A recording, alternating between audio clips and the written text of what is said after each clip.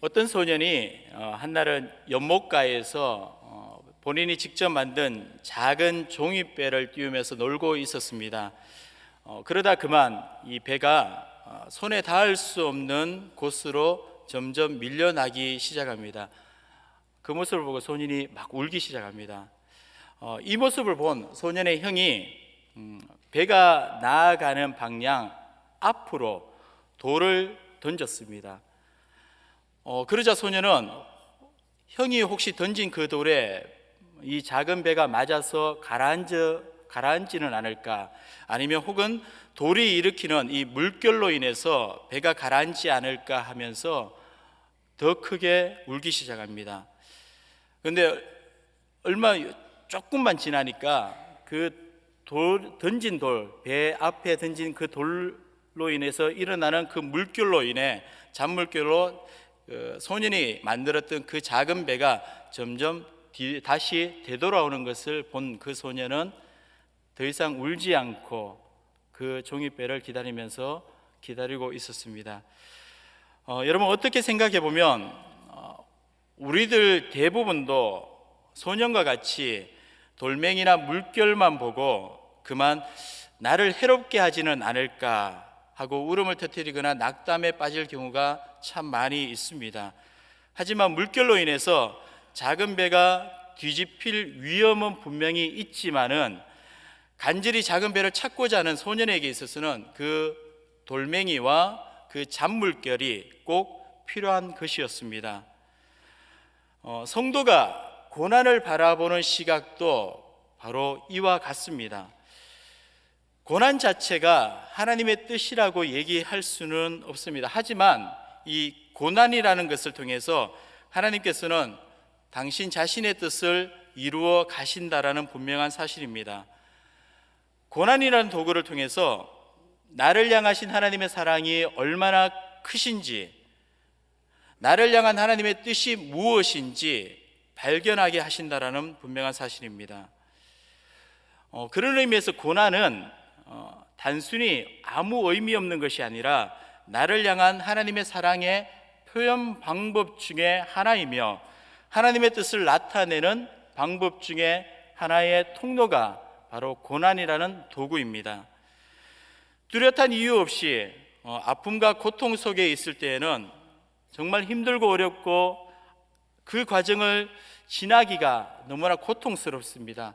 하지만 그 과정을 지나고 나면 그 순간이 나에게 아무 의미 없이 일어나지 않았음을 우리는 분명히 고백하게 되어진다는 겁니다. 오늘 우리가 만나는 에레미야 선지자가 당한 고난을 여러분들 어떻게 이해하실 수 있습니까? 에레미야가 당한 고난을 한번 보시면요, 예루살렘을 둘러싸고 있었던 이 갈대아인의 군대, 즉 바벨론 군대가 애굽에서 올라온 바로의 군대로 인해서 예루살렘을 포위하고 있던 그 포위망을 이제 풀고 잠시 예루살렘을 떠나는 순간입니다. 이 포위가 풀려지니까 예루살렘 성 밖으로 백성들이 이제 출입할 수 있게 되었습니다. 본문에 의하면 예레미야 선지자는 자기 고향 베냐민에 있는 땅을 기업으로 얻기 위해서 예루살렘 성을 둘러싸고 있는 여러 개의 성문 가운데 북쪽 방면에 베냐민 문, 즉 북쪽 방면에 이 베냐민 땅으로 갈 수 있는 그 큰 문, 베냐민 문에 이르러 그 성을 나가고자 했습니다.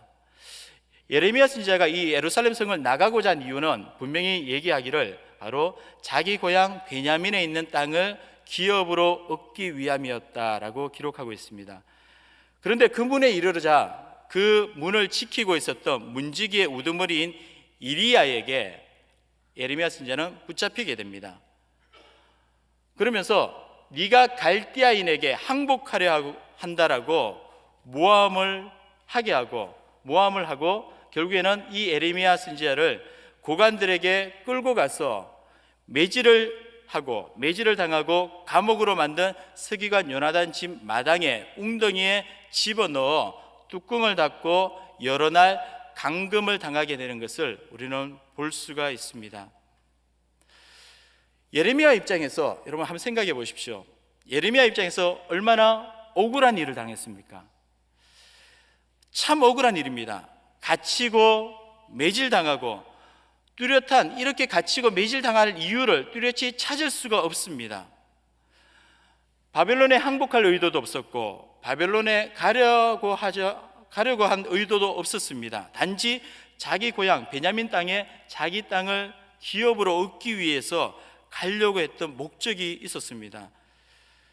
근데 예레미야는 이미 단지 이전에 하나님의 말씀을 하나님의 명령대로 전한 것밖에 없었습니다. 그럼에도 이 문지기인 이리야를 통해서 예레미야가 마치 바벨론의 스파이인 것처럼 스파이 취급을 당하고 갇히고 매질당하는 그런 고난을 겪고 있는 것을 볼 수가 있습니다. 과연 예레미야가 당한 이 고난을 어떻게 우리가 이 상황을 이해하며 이 내용을 통해서 우리가 받을 수 있는 교훈은 과연 무엇일까요? 두 가지를 한번 생각해 보았습니다. 첫 번째로는요, 성도의 고난은 이유 있음이라는 것입니다. 하나님의 사람은 하나님의 뜻을 성취하기 위해서 이 고난이라는 과정을 절대 피할 수가 없습니다. 그런 의미에서 성도의 고난은 바로 이유 있음입니다. 고난이 있다는 것은 결국 내가 하나님의 자녀라는 분명한 사실입니다. 또한 우리는 하나님의 사람이며 하나님의 뜻을 이루기 위해서 지금 내가 사용되어지고 있다는 사실입니다. 세상은 하나님의 뜻을 성취하기 못하기 위해서, 성취하지 못하게 하기 위해서 쉼없이 바로 저와 여러분들, 우리 하나님의 백성이 성도들을 괴롭히고 하나님의 사람을 향해서 공격해 오고 있습니다. 속임과 오해 그리고 모함으로 통해서 우리의 믿음을 흔들고 있다는 사실입니다. 어떨 때는 정말 감당하지 못할 정도로 핍박이 다가오는 경우도 있습니다. 성도이기 때문에, 내가 그리스도인이기 때문에. 세상은 우리로 하나님의 복음의 메신저로 삼게 하지 못하기 위해서, 또한 하나님의 빛을 증거하지 못하기 위해서 쉼없이 핍박과 고난과 또한 속임과 오해로 통해서 우리를 흔들고 있다는 사실입니다.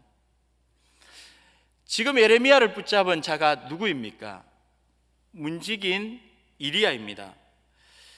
그가 누구인지 오늘 본문은 이렇게 소개를 하고 있습니다. 하나냐의 손자요 셀레미야의 아들이었다라고 소개합니다. 여러분, 하나냐가 누구이지요? 여러분 기억하십니까 혹시? 이 하나냐는 예레미야 28장에 보시면 예레미야와 대립한 거짓 선지자로서 결국에는 예레미야 저주를 받아서 죽음에 이르게 된 자가 하나냐입니다. 이 이리야가 하나냐의 손자라고 소개를 하고 있습니다. 어떻게 보면 이 이리야는 지금 이 예레미야 선지자를 통해서 마음에 앙심을 품고 그 앙심을 풀 기회만을 찾고 있었을지도 모릅니다.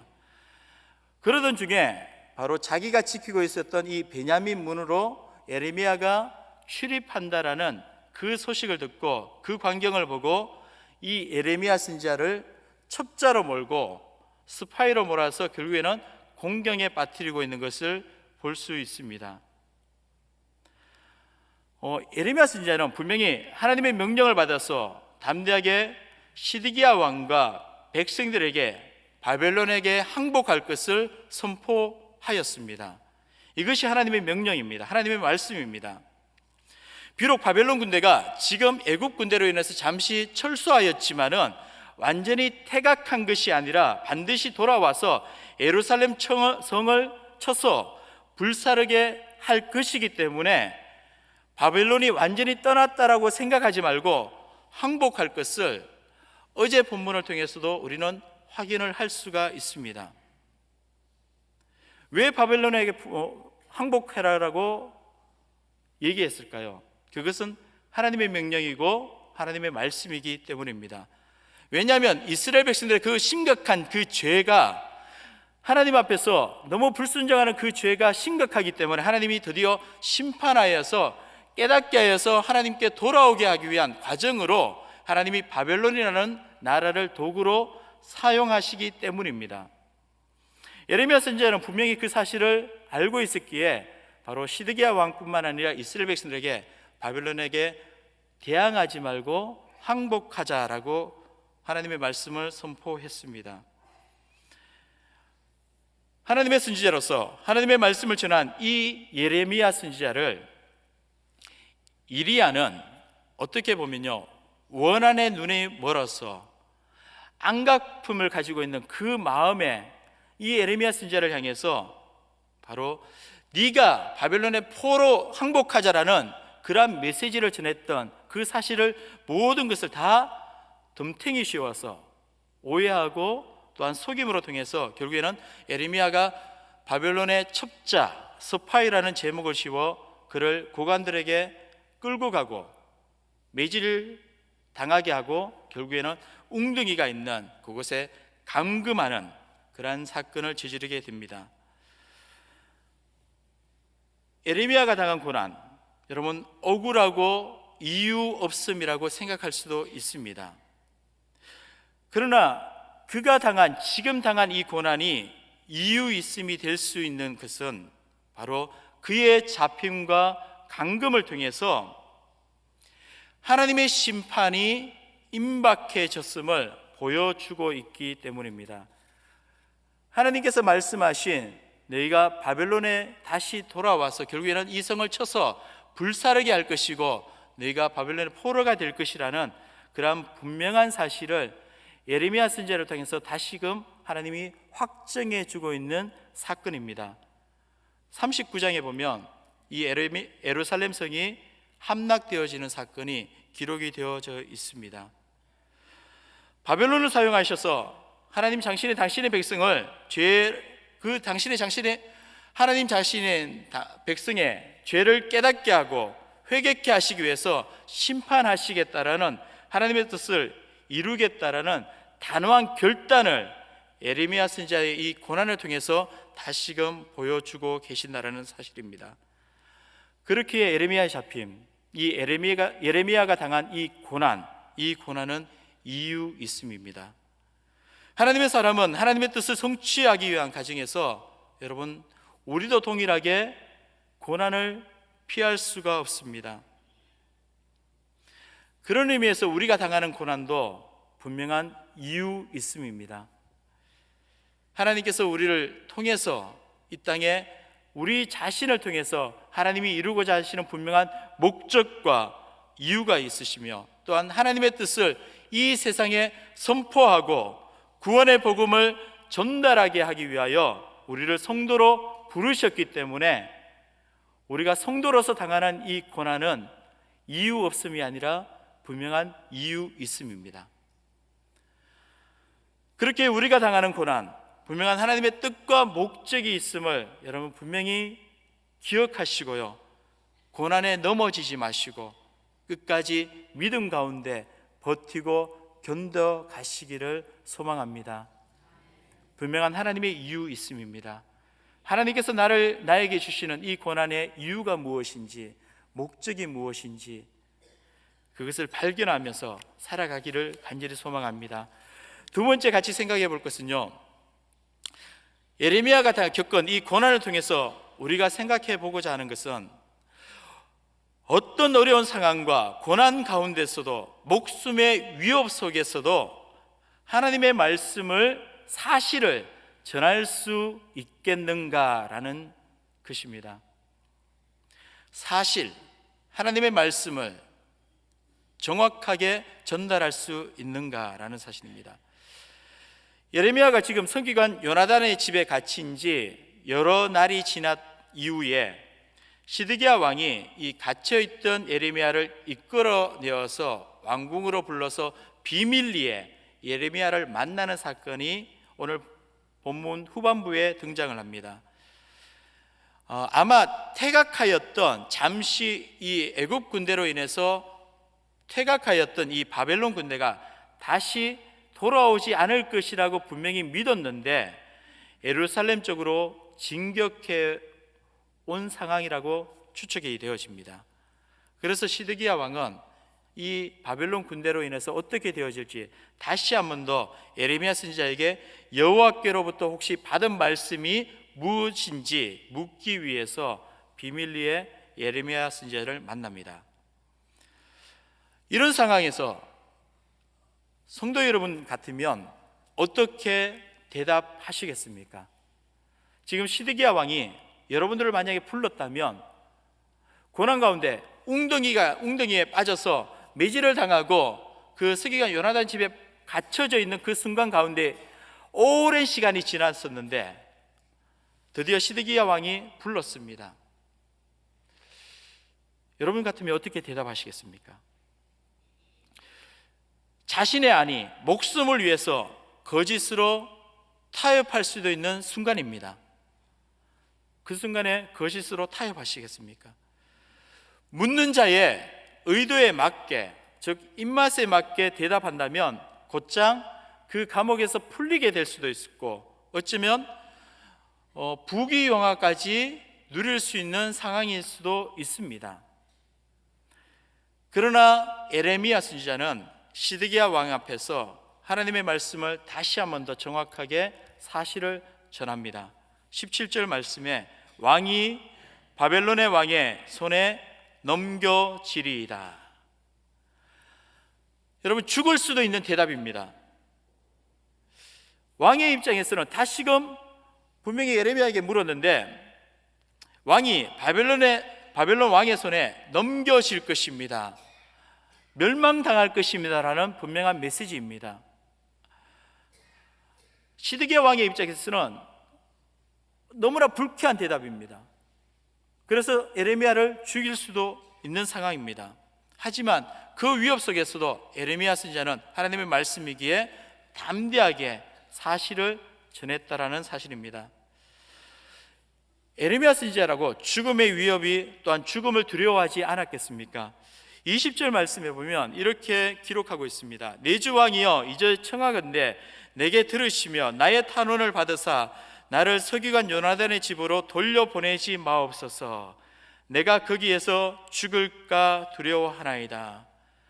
그러니까 이전에 갇혀있던 그 상황이 죽음에 이르기까지 너무나 고통당하였던 그 순간임을 고백하면서 다시금 나를 그것으로 돌려보내지 말아 주십시오.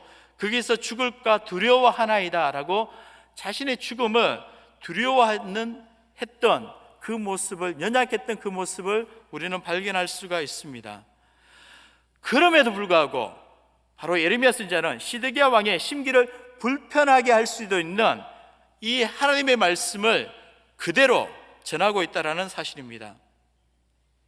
이렇게 전할 수밖에 없었던 이유는 바로 지금까지 바로 자신이 선포한 하나님의 예언의 말씀이 진실임을 확증하기 위함이며 또한 지금이라도 하나님의 말씀대로, 하나님의 명령대로 시드기야뿐만 아니라 이스라엘 백성들이 하나님의 뜻에 전적으로 순종하기를 간절히 바라는 마음에서 전파하고 있습니다. 우리는 크리스찬입니다. 또한 하나님의 부름을 받은 성도입니다.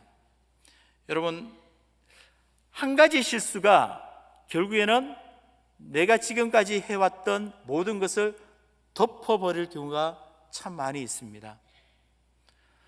잘 해왔던 정말 믿음 생활에서 성도로서 이 땅에 여러분들 사회에서 직장에서 정말 크리스찬으로서 올바르게 잘 해왔는데 한 가지 실수로 인해서 지금까지 해왔던 모든 것이 다 숲으로 돌아갈 수가 있습니다.